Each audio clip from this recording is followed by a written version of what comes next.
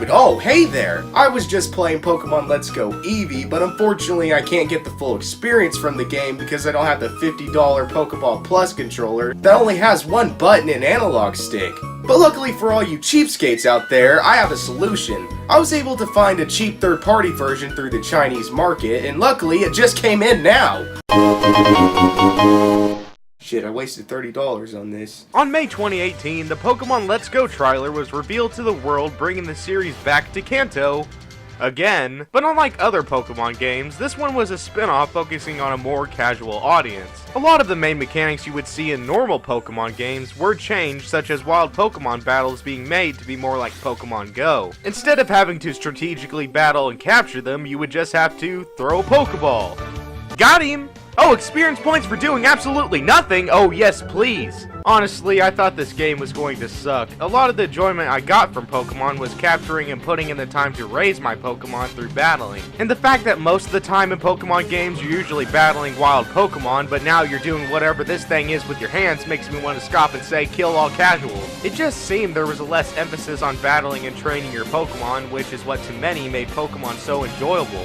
But then Pokemon Let's Go released, and I liked it. After playing it for a while, I began to realize I was totally wrong. Even the capture mechanic is really enjoyable, and unlike Pokemon Go, you rarely run out of Pokeballs. And even though I already knew where most Pokemon were, it was fun exploring new areas of the overworld and actually seeing what Pokemon you would find without having to go, no, yes! This makes the game so much quicker and enjoyable to play, and I look forward to catching Pokemon rather than battling. In fact, this game made me realize something. Pokemon is tedious as heck. I technically already knew this. I mean, it's an RPG, and RPGs are typically full of dialogue and lots of boring shit. They're still fun though, please don't get mad at me. And Pokemon in particular has all these things but cranked up to the max where your wife just can't take it anymore and wants to file a divorce. Pokemon is full of grinding, battling, constant talking. This doesn't make Pokemon bad at all, but play all the different generations of Pokemon and tell me how many times have you constantly spammed the A button. Why is there so much dialogue for basically the same story? Even as a kid, I was annoyed when someone would spout out links of text at me just to remind me to be careful in the tall grass. I'm not afraid of a stupid ow! Pokemon Sun and Moon was so close to fixing this problem by actually showing cutscenes. But the moment is ruined because instead of sound coming out of the characters' mouths, their lips just flap and a dialogue box pops up saying, "Don't worry, you aren't deaf." Now, story is an essential part of Pokemon, but come on, either make the story something that the player can get into or don't at all. And for many, people just ignore the dialogue entirely and just go straight for the gameplay, which also has its tedious moments. Pokemon's core gameplay has barely changed throughout its entirety, and only starting with the 3DS generation has actually started changing things that made the series inconvenient, but never changed Pokemon's core gameplay.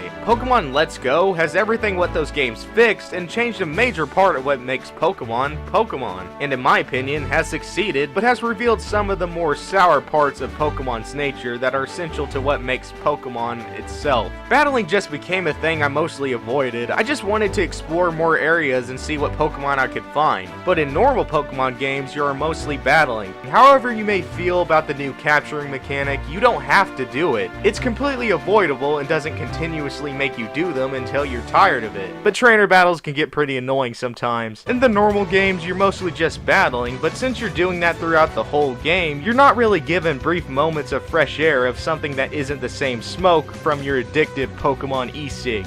I did a hyperbole. And honestly, because of the capturing mechanic, I think Pokemon Let's Go is a more fun experience than the main Pokemon titles, and it makes me question, why is this game a spin-off? We now have two different versions of Pokemon games that are almost identical and play the same. One is for the casual players, and one is for the hardcore Pokemon fans. It's not like how you separate 2D Mario from 3D Mario games, because those games are the same at its core, but have different dimensions of gameplay. These two are basically the same, but are different because who they are aimed at. It's a Pokemon game, but not a Pokemon game because it's a spin-off. Now tell me, Game Freak, why introduce so many features that alienate your audience but also makes Pokemon more convenient and inviting to play and just removes them for the next installment? These two games can't just simply coexist. They are too similar but yet too different to ditch any of the ideas from the other. This just makes me uncertain for the future of Pokemon. Will the new games include and improve on these mechanics? I don't know. And I can honestly say that if the new generation of Pokemon doesn't include these mechanics, I will be very disappointed. Before the announcement of Pokemon Let's Go, I felt pretty burnt out on Pokemon and I was just ready to be done with the series entirely. I felt tired of doing the same thing over and over again. And the fact that I'm starting to hate a series that I loved almost throughout my whole life makes me wonder if I'm just growing older or the series itself is becoming stale. So I figured I would give it one more shot with Pokemon Let's Go, and I can proudly say that this has reinvigorated my interest in the series. I feel like Pokemon Let's Go was made for people exactly like me, people who were just tired of seeing the same old stuff. And I grew up with these old games, but what I would actually like to see is Pokemon become more ambitious with its gameplay style than holding itself back out of worry no one will play the games anymore if they change things. And that's why I like Pokemon Let's Go. It works as a proof of concept by taking the series back to what it's most familiar with and changes integral parts of the series to represent what Game Freak wants to do with Pokemon in the future.